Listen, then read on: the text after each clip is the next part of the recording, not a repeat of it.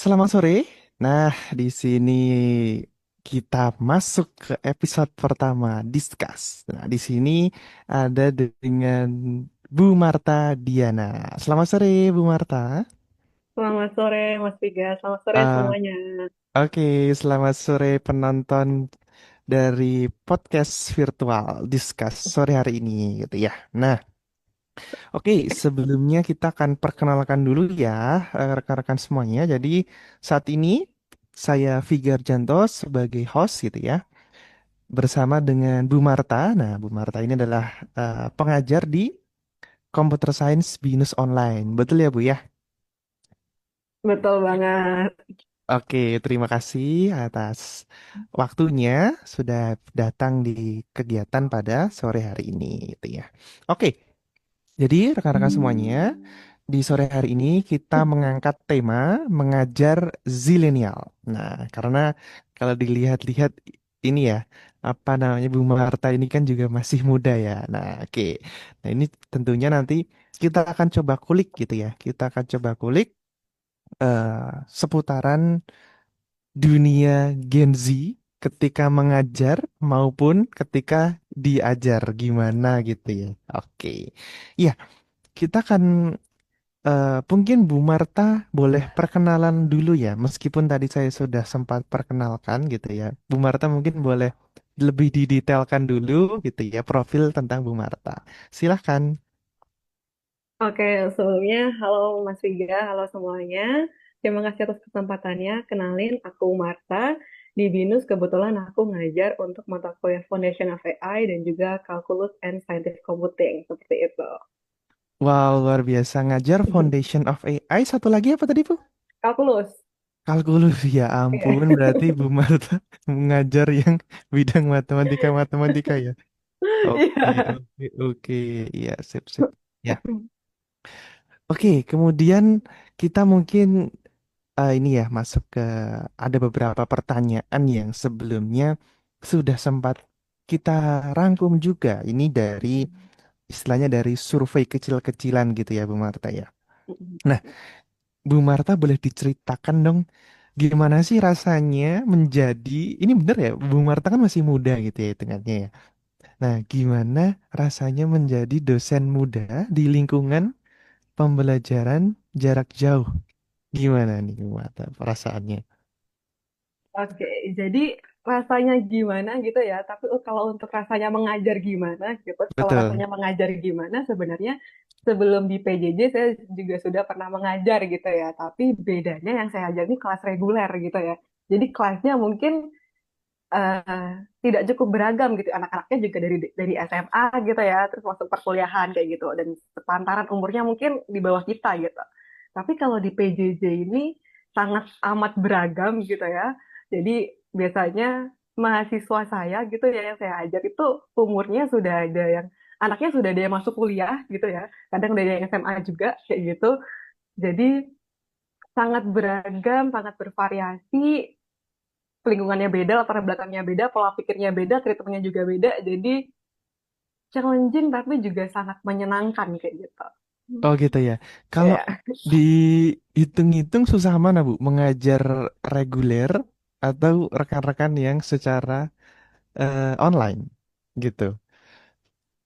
reguler atau online sebenarnya depends ya. Jadi nggak ada yang cukup, nggak ada yang susah banget, nggak ada yang juga yang gampang banget juga nggak ada. Jadi rata sih menurut aku karena kalau reguler mungkin kalau reguler itu mungkin karena mereka mungkin baru gitu ya kesannya di dunia perkuliahan gitu ya. Jadi mungkin kita bisa ngasih direct gitu loh. Jadi ngasih arahan kayak gitu. Jadi kita masih ngasih arahan masih bisa nih. Tapi kalau yang sudah senior gitu ya di PJJ ini tuh karena kan banyak banget yang senior nih. Itu karena mereka udah tahu lapangan gitu ya. Mhm, Jadi mhm. kita harus menyesuaikan kayak gitu. Kayak gitu sih. Oke, karena mungkin dari segi pengalaman kali yang di online juga Benar, benar, benar. barangkali ada yang lebih Iya. berpengalaman ya Bu ya. Iya, benar, Gitu benar ya. banget, benar banget. Kayak Oke, gitu sih. oke, oke. Nah, tadi kan Bu Marta sebut ya, ada yang lebih muda dan juga ada yang lebih senior ya, gitu ya. Terus gimana biasanya pendekatan yang Bu Marta lakukan supaya bisa mengcover kedua jenis usia ini ya Bu ya. Oke, jadi pendekatan bagaimana aku lakukan ya Mas. Jadi aku selalu berpikir bahwa di pendidikan itu aku selalu menerapkan konsep ini ya, student center learning. Jadi student center learning itu adalah pendekatan di mana pusat dari pembelajaran itu sebenarnya mahasiswa itu sendiri kayak gitu. Jadi even mahasiswa itu berbeda gap umur gitu ya, maksudnya dengan latar belakang yang berbeda, lingkungan berbeda, terciptalah latar belakang, pola pikir yang berbeda pula gitu ya. Tapi yang paling penting di kelas aku adalah ketika mereka punya basic konsep gitu ya, foundation, apa fondasi yang sama dalam hal pengetahuan gitu. Jadi starting point-nya setidaknya rata dulu kayak gitu. Nah, Mhm. jadi caranya gimana? Caranya mungkin gitu ya. Caranya yang pernah yang biasanya aku terapkan gitu ya. Jadi aku selalu bicara teori dulu gitu ya, bicara matematikalnya dulu gitu. Mungkin kalau ngomongin tentang AI gitu ya, terus ada apalah kayak machine learning. Nah, Hmm, aku bawa konsepnya tuh ke matematika dulu, misalnya ke garis lurus kayak gitu ya, oke. persamaan linear kayak gitu. Nah, ketika mereka sudah punya starting point yang sama gitu ya, pemahaman yang sama, nanti pengembangan atau apa aplikasinya, contoh-contoh soalnya gitu ya, itu baru kita apa namanya perlebar dengan pendekatan-pendekatan yang sesuai dengan bidang mereka seperti Hmm, itu. Jadi di sini, jadi dengan ini tuh menurut saya apa ya, yang sudah senior gitu ya, sudah pakem di bidangnya itu tetap bisa mengikuti kelas tanpa rasa bosan gitu ya. Mungkin mereka kayak, aduh ngapain nih belajar teori-teori terus kayak iya gini-gini gitu ya. bener Dan banget. juga ya dan juga yang masih kayak masih baru gitu ya, kayak mungkin mahasiswa-mahasiswa yang kayak ya baru gitu ya, emang belum maksudnya belum belum punya pengalaman pekerjaan yang kayak Mhm. mereka gitu, juga nggak merasa bahwa aduh materinya kok jauh banget ini kesannya kayak gitu. Jadi mereka yang masih baru tidak merasa tertinggal, tapi yang sudah apa namanya yang sudah senior pun juga tidak merasa ini tuh kelamaan kayak gitu. Oke, Kayak wah gitu. menarik banget nih. Berarti Mm-mm. bisa menangani itu dengan baik ya Bu Marta ya. Oke, mantap mantap. Nah, sejauh ini ada nggak Bu Marta? Kan sekali lagi kan Bu Marta berarti ini di usia tengah-tengah antara yang junior dan juga yang senior gitu ya. Ada nggak Mm-mm. sih sebenarnya sebelumnya ada rasa kayak mungkin kekhawatiran atau ketakutan misalnya pas ngajar terus tiba-tiba ada murid, sorry, mungkin mahasiswa ya, mahasiswa Mm-mm. yang jauh lebih terus artinya dari segi pengalaman jauh lebih paham gitu misalnya. Terus gimana tuh? Pernah nggak mengalami Oh, fase-fase itu kayak gitu pasti atau gimana, Bu? itu ada banget itu struggle pertama aku sih sebenarnya. Jadi ketika aku dihadapkan dengan apa ya, dengan mahasiswa-mahasiswa karena yang senior ini ternyata sangat aktif gitu. Jadi aku agak quite impressed sih, kayak yang senior-senior ini malah lebih aktif bertanya dan lebih Mm-mm. aktif menjawab kayak gitu sih. Jadi kadang-kadang tuh pertanyaannya juga kadang-kadang kayak aku, oh jadi kayak aku baru, oh oh ternyata bisa diterapkan gini-gini ya kayak gitu. Jadi kayak lebih ke integrasinya kayak gini ya kayak Iya, gitu. Jadi benar banget ya. kalau dulu-dulu aku merasa ketakutan gitu ya. Mungkin aku takut bahwa, waduh, nanti ternyata dia lebih kesannya tuh lebih ini lebih jago banget. Tapi ternyata tuh nggak apa-apa setelah aku sampai sini ya. Bagi aku tuh nggak apa-apa Mhm, banget. mhm, mhm. Jadi aku juga lebih belajar dari mereka gitu ya. Mungkin aku bakal ngasih basic foundationnya gitu ya. Dan mereka mungkin bakal implementasinya. Dan bagiku tuh itu sangat penting di ilmu pengetahuan saat ini ya. Bagaimana dunia praktik gitu ya diterapin dengan foundation dari teori. Jadi integrasi antara teori Mhm. dan praktik tuh emang harus saling bekerja sama sih kayak gitu menurut aku. Oke, mungkin karena yang usia-usia senior ini bisa jadi mereka udah tahu penerapannya, terus mereka kadang di penerapannya mungkin bisa jadi kayak, oh ini apa ya? Mungkin dia pengen tahu secara teorinya Iya gimana gitu betul. kali ya, Jadi bisa misalnya jadi kalau ya. mereka gunain sensor nih gitu kan, mereka oke gunain sensor mungkin Heeh. mereka by code aja gitu ya, langsung nembakin sensor aja. Heeh. Tapi ternyata tuh bagaimana si sensor ini bekerja gitu ya, bagaimana hitungan matematikalnya. Misalnya ada kayak sensor apa sih kayak di jam tangan kita gitu lah. Mereka kemarin tanya kayak gitu sih. Heeh. Gimana sih bu caranya jam tangan smartwatch itu bisa ambil data kita kayak gitu, bisa ngukur denyut jantung itu kan sebenarnya ada yang namanya konsep kayak PPG gitu kan. Nah itu baru kita berdah di situ, breakdown di situ kayak gitu. Jadi itu cukup menyenangkan kayak gitu sih. Jadi Hmm. ada teori, ada apa implementasi langsung gitu ya yang dari mereka juga. Jadi kelasnya lebih sangat. menarik sih menurut aku. Wah, sangat menarik ya ternyata ya Bu ya. Oke, oke, oke. Nah, terus selanjutnya nih, biasanya kalau Gen Z itu dikenal dengan mungkin dari kreativitasnya terkadang di luar ekspektasi gitu kadang ya. Ada nggak kayak tools-tools yang sering digunakan Bu Marta gitu ya untuk mengajar misalnya apa ya bisa menggunakan kayak mungkin quizzes atau apa gitu pernah pakai seperti itu atau Bu Marta punya pendekatan yang lain? Nah, beberapa kali tuh aku pingin banget gitu ya, mungkin pakai Kahoot or something kayak gitu ya, kayak ada quiz Mhm. gitu cepet-cepetan gitu ya. Tapi setelah sampai aku mengajar sampai sini tuh aku merasa pendekatan yang paling efektif gitu ya, itu adalah ini sih, apa namanya, komunikasi dengan mahasiswa gitu, ngobrol dengan mahasiswa gitu, menciptakan Hmm. antusiasme di kelas kayak gitu. Karena kalau tercipta satu antusiasme dari satu orang gitu ya, biasanya aku selalu lempar gitu ya, misalnya aku memberikan sebuah pertanyaan atau apa ya kayak misal opini, meminta opini dari satu orang, nanti kalau satu orang lain menjawab gitu nanti aku minta justifikasi dari beberapa orang. Nah begitu Oh. pendekatan yang kayak gitu tuh jadi kelasnya jadi apa ya, jadi rame dan jadi semuanya terlibat gitu akhirnya. Wow, gitu ya Bu ya. Oke, Mm-mm. oke, oke, oke. Berarti ini ya, tadi sempat sebutin ngobrol sama mahasiswa, lalu nanti yang lain Mm-mm. menanggapi, lalu nanti di situ ada tercipta forum diskusi begitu ya Bu Iya ya. Wah, betul. Mm-mm. bagus banget menurut saya bagus banget. Nah, jadi seperti itu ya teman-teman semuanya. Nah, berarti kalau join di kelasnya Bu Marta, nanti bakal banyak ditanya-tanya gitu ya. Betul betul. Gitu. Oke, oke, oke. Terus em, apa saja nih kira-kira nilai-nilai dari seorang pengajar gitu ya yang pengen ditanamkan ke mahasiswa gitu ya Bu Marta ya itu selain integritas ya tentunya itu integritas utama tentunya ya. Oke. Apa aja kira-kira yang pengen aku transfer ke mahasiswa tuh kalau Bu Marta sendiri apa saja tuh? Nilai-nilai yang pingin aku transfer ke mahasiswa gitu ya. Mm-mm. Sebenarnya dari aku sendiri ya, Mas, nilai-nilai apa yang ingin aku transfer ke mahasiswa gitu ya. Sebenarnya karena sebenarnya aku di sini juga belajar, jadi aku Mm-mm. selalu memosisikan diriku di setiap perkuliahan PJJ gitu ya. Karena Mm-mm. semuanya dengan latar belakang yang luar biasa, aku selalu memposisikan diriku dengan belajar kayak gitu. Jadi Mm. nilai apa yang aku tanamkan ke mahasiswa, jadi apa ya? Kita belajar dimanapun dan kapanpun, even itu di luar kelas gitu ya, Mm-mm. di luar kelas dan juga di forum diskusi kecil kayak kita saling bertukar pikiran gitu. Jadi kita bisa mengorek ilmu dari orang-orang yang bahkan belum kita pernah ketemu sekalipun kayak gitu. Jadi Oke.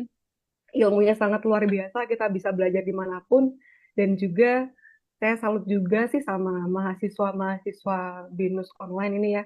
Mereka tetap menyelipkan pendidikan di antara prioritas mereka masing-masing kayak gitu. Jadi agak salut banget sih aku kemarin kayak gitu sih. Jadi Wow. poin yang aku tanemin di sini adalah tempat buat kalian bisa belajar, bisa mendapatkan insight baru gitu ya dari teman-teman yang luar biasa lainnya. Even kalian pun nggak kenal dan nggak pernah kalian temuin gitu kan karena memang kelasnya online, full online. Tapi kalian bisa dapat something dari seseorang itu kayak gitu. Itu adalah sesuatu yang luar biasa sih. Oh iya bener ya karena nggak pernah ketemu Iya, mahasiswanya dan mahasiswa juga belum tentu bisa ketemu satu sama lain ya Bu ya. iya betul banget Oke. kayak gitu. Oke, ini sebentar Bu Marta ini ada pertanyaan dari Instagram. Itu Oh, perbedaan tantangan mengajar PJJ dengan jadi software engineer. Berarti yang satu praktisi, yang satu akademisi gitu mungkin ya. Gitu. Gimana? Eh pernah mengalami tantangan ini Bu Marta gitu ya? oke. Tantangan jadi software Mm-mm. engineer dan jadi pengajar gitu ya. Nah, dari backgroundnya tuh udah beda banget gitu ya, software engineer dan Betul. juga pengajar gitu. Mungkin kalau kita as a software engineer gitu ya, itu kita hanya berfokus pada task kita sendiri gitu. Mungkin Mm-mm. kolaborasi kolaborasi kelompok kecil gitu ya. Mm-mm. Jadi kita bertanggung jawab dengan kelas kita dan kelompok kecil kita kayak gitu. Tapi kalau pengajar, bagaimana kita bisa apa ya, bisa guide guide berpuluh-puluh orang gitu ya, biar punya irama yang sama kayak gitu, biar punya fokus tujuan yang sama kayak gitu sih. Itu salah satu challengingnya emang di situ sebenarnya. Apalagi ini kelasnya online gitu ya. Kelasnya Itu online bagi, lagi. Aduh, ya kan. jadi bagaimana Tantangannya cukup ya, inilah. bagaimana sekarang bukan bagaimana make sure aku bisa, kalau software engineer bagaimana make sure aku bisa menyelesaikan task sesuai dengan due date yang ada gitu kan. Cukup Mhm. itu doang, kayak tanggung jawabnya di aku, ntar kalau ada apa-apa ya juga di aku sendiri, kayak jadi semuanya base aku aja. Tapi kalau di Oke. kelas online tuh imbasnya ke orang lain, which is tuh Hmm. mahasiswa gitu loh. Jadi ini nggak tentang aku doang, tapi tentang mahasiswa juga kayak gitu. Yes, Jadi bener tanggung banget ya. jawabnya tuh lebih lebih besar, lebih challenging juga, tapi ada yang tuh lebih menyenangkan kayak gitu. Jadi nggak Oke, sedih kayak oke. gitu. Gitu Oke. sih challenging. Sedih seperti itu ya, Mas Dendi. Semoga masih menyimak pembicaraan kita ya. Jadi seperti itu memang tantangannya. Yang satu bertanggung jawab terhadap tugas kita Diri gitu kita ya. sendiri. Yang satunya bertanggung jawab terhadap Iya. ini nih masalahnya ya, apa namanya? Ya pengetahuan yang diperoleh oleh Iya. orang lain. Oke, selanjutnya ada lagi nih, Bu Marta, pertanyaan nih dari Mas Aji. Aduh. Izin bertanya, apakah ada toleransi untuk para pekerja yang sedang melaksanakan PJJ? Oke.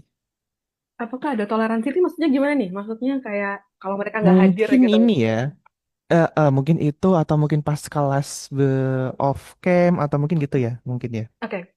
Karena di BINUS ini ya, PJJ di BINUS ini sifatnya Mm-mm. fleksibel gitu ya, guys. Jadi fleksibelnya gimana gitu? Kita kasih dosen ngasih materi gitu, dan kalian bisa akses dimanapun dan kapanpun kayak gitu, selama 1 minggu perkuliahan gitu. Nah, dan juga sebelum perkuliahan juga pasti ada 2 kali ya, 2 kali pertemuan gitu ya, 2 kali apa sebelum UTS gitu ya, kayak berarti ya, dan juga di akhir 2 kali kayak gitu. Dan itu pun di awal pertemuan ya, di Hmm. awal, di tengah-tengah, di di terus habis itu apa after lagi, setelah tengah-tengah lagi, dan juga di akhir mau mau UAS kayak gitu. Udah dikasih tahu nih, jadi pertemuannya 4 kali kayak gitu. Pertemuan 4 kali tatap muka kayak Mm-mm. gitu. Jadi mungkin apakah ada toleransi gitu ya? Ada, karena menurut aku karena sifatnya udah fleksibel ya, di virusnya sifatnya udah fleksibel gitu loh. Sudah fleksibel karena kalian bisa akses materi kapan sudah dimanapun gitu ya. Jadi untuk materi pun juga sudah apa ya, forum pun materi pun kalian bisa lakukan di setiap minggu itu selama 1 week itu. Jadi bagiku ini tuh perkuliahan yang sangat fleksibel sih kayak gitu. Yes. Mm-mm. Karena dari segi jadwalnya sebenarnya sudah diatur Demikian rupa. sedemikian rupa. Jadi fleksibel Sangat ya, Bu ya? fleksibel banget gitu. Mm-mm. Oke, oke. Nah, ini ada tambahan lagi. Tadi seperti itu ya. Ada bagaimana ketika ada tugas yang terbengkalai mungkin atau absensi yang tidak full gitu ya. Nah, oke. Jadi seperti itu ya. Jadi memang kalau dari materinya sih intinya bisa di playback ya, Bu Marta ya. Iya, untuk Hmm. materinya sih, iya materi bisa diakses di mana aja dan kapan saja. Dan kelebihannya ini ada forum gitu. Jadi kita Hmm, bisa interaksi sama dosen gitu ya, kapanpun dan dimanapun juga gitu. oke. Di forum selalu dibuka gitu. Jadi even nggak Oke. cuma dosen doang gitu. Kadang-kadang kalau di forum aku tuh, kadang mahasiswa pun saling menimpali kayak gitu. Oke. Sip, sip. Ada forum diskusi juga tuh gitu ya. Mm-mm. Mm-mm. Sip. Ada lagi nih. Wah, banyak juga yang bertanya ya, Bu ya. Jadi sebagai dosen Gen Z dan mengajar Gen Z, juga yang pertanyaannya of out of the box, gimana itu, Bu? Ada yang pertanyaan unik gitu. Bu Marta biasanya menanganinya gimana? Apa ya? Pernah nggak sih? Pertanyaan-pertanyaan Pernah unik. mengalami kayak gitu nggak? Atau sejauh ini belum pernah ya? Atau gimana? Unik tuh kayak gimana ya? Mesti tanya umur gitu, mungkin tanya umur sih. Biasanya mereka tuh selalu menanyakan umur Bertanya sih. umur. Oke, Ya malah mereka bertanya selalu umur. ya mereka selalu nanyain umur gitu sih. Oke, oke. Lebih unik lagi kayaknya belum sih. Mungkin sejauh ini cuma umur gitu ya. Tinggal di mana Bu, udah. Habis itu kita Mm-mm. sesuai dengan scope aja.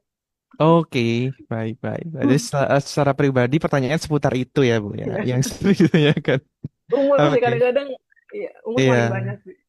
Oke Bu, ini mungkin karena discuss ini memang kita desain untuk ringkas gitu ya, dan supaya nanti teman-teman nanti yang lain bisa penasaran untuk episode selanjutnya. Ini mungkin pertanyaan terakhir untuk Bu Mhm. Marta gitu ya, sebagai dosen Gen Z gitu ya. Bagaimana Bu Marta melihat masa depan pendidikan online? Oke, bagi aku pendidikan sekarang ini ya khususnya online gitu ya, pendidikannya sangat bagus gitu ya. Ini nggak pas aja karena aku ngajar di BINUS terus aku bilangnya paling bagus gitu ya. Tapi bagi aku ini salah satu inovasi dari dunia pendidikan gitu. Kenapa gitu ya guys? Karena kita berasal dari latar belakang yang berbeda gitu ya. Setiap orang punya kebutuhannya masing-masing, setiap orang punya prioritasnya masing-masing gitu ya. Kita nggak bisa samain prioritas kita dengan prioritas yang lain.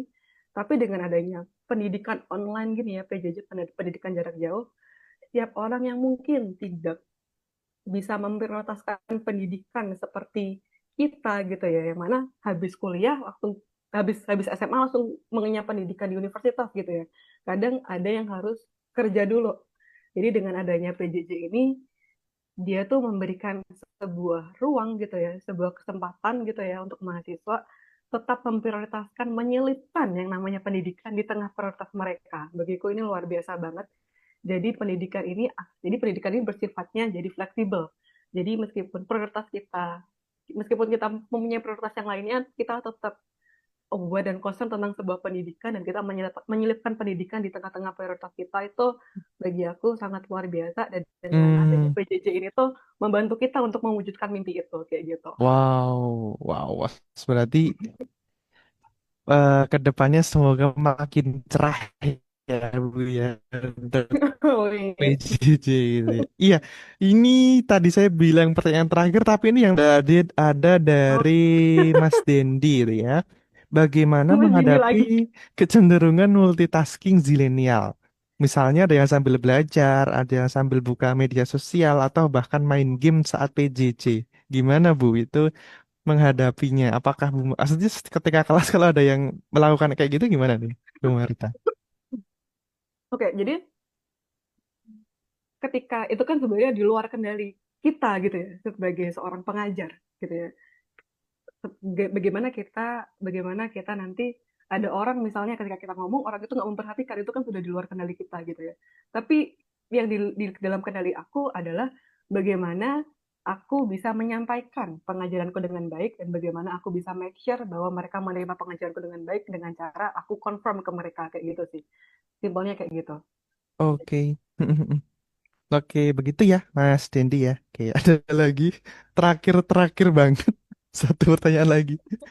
Ini habis ini kita close ya, teman-teman semua. Mohon maaf ya, Wah, pada excited banget ya. Mas dari Oke, tadi Mas Dendi ya kayaknya ya. satu lagi Mas Aji ya, lagi Mas Aji ya. Oke, Menurut Mas Bu Aji lagi. Marta, apakah memungkinkan ke depannya pendidikan konvensional digantikan dengan pendidikan online dengan kondisi dan juga SDM yang ada di negeri ini? Apakah fully bisa diganti atau sebenarnya keduanya itu tetap paralel ada? Atau gimana, Bu? Oke, menurut pribadiku sendiri ya gitu ya. Karena sebenarnya pendidikan itu tuh bisa kita dapatkan di mana aja dan kapan saja Mhm. gitu ya. Dikemasnya maupun konvensional ataupun online gitu ya sama-sama keduanya sama-sama punya apa ya? Punya kekuatannya masing-masing, punya plus minusnya masing-masing gitu ya. Dan itu juga tergantung kebutuhan kita masing-masing gitu ya, Mas. Jadi apakah pendidikan bakal diganti online semua gitu ya? Menurut aku pendidikan konvensional tuh masih tetap apa ya? Masih tetap punya ruang istimewa tersendiri di hati para Oke. mahasiswa dan para murid pelajar Mhm, gitu ya. ya. Mhm. Dan pendidikan online itu adalah salah satu salah satu perkembangan gitu ya dari dunia pendidikan konvensional ini bagaimana supaya kita gitu ya yang memang memiliki waktu, memiliki prioritas yang berbeda, tapi tetap ingin merasakan pendidikan kayak gitu. Jadi hadirlah sebuah Mhm. pendidikan pendidikan jarak jauh ini kayak gitu. Jadi Oke. iya seperti itu sih. Siap. Terima kasih, Bu Marta ya. Oke. untuk menutup sesi sore kita hari ini. Oke, untuk yang teman-teman belum terjawab, semoga di episode selanjutnya masih bisa bertanya lagi ya. Oke. Oke, Bu Marta, boleh kasih closing statement untuk teman-teman di sini yang mungkin gitu ya, tertarik dengan PJJ atau yang sedang PJJ gitu ya. Nah, boleh kasih kata-kata Bu Marta, boleh saya kasih closing statement ya. Oke, jadi mungkin bagi kalian gitu ya yang ingin merasakan indahnya bagaimana dunia pendidikan itu, indahnya bagaimana berkolaborasi, ingin merasakan indahnya bagaimana ngobrol gitu ya sama teman-teman yang punya bidang yang sama gitu ya. Tapi kalian memiliki kesibukan prioritas yang lain gitu ya. Di sini BINUS online gitu ya, BINUS online hadir untuk kalian gitu ya dengan pengajaran jarak jauh yang tentunya bakal bisa kalian rasakan gitu ya dimanapun dan kapanpun dunia pendidikan itu bisa melekat di diri kalian. Even kalian punya prioritas yang lain kayak gitu. Oke, terima kasih banyak Bu Marta atas Sama-sama. closing statement yang sangat luar biasa. Oke, jadi rekan-rekan semuanya pada sore hari ini telah gitu ya diskusi saya dengan Bu Marta. Nanti kita nantikan untuk episode selanjutnya kita akan bahas sesuatu yang menarik lagi gitu ya. Oke Bu Marta, terima kasih atas sharingnya ya Bu Marta ya. Semoga rekan-rekan semuanya dan juga Bu Marta berkenan dengan sesi sharing sore hari ini, diskusi sore hari ini.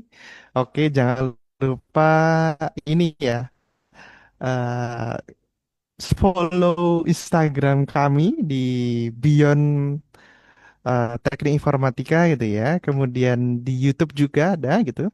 Bisa di subscribe gitu. Oke, kami cukupkan. Terima kasih atas perhatiannya semuanya. Selamat sore, sampai jumpa lagi Thank you rekan-rekan Mas semuanya. Pija. Thank you semuanya. Oke, terima kasih.